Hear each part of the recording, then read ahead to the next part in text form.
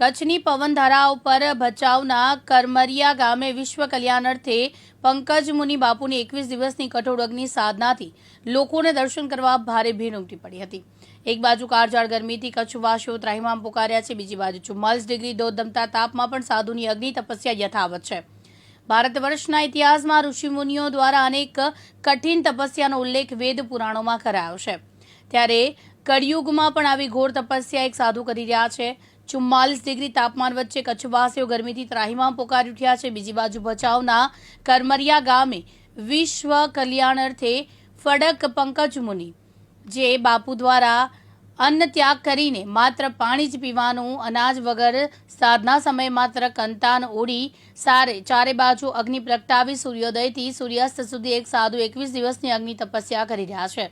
જ્યાં દોગદમતા પાપમાં કોઈ ઊભા પણ ન રહી શકે, ત્યારે મુનિની તપસ્યા અવલૌકિક શક્તિ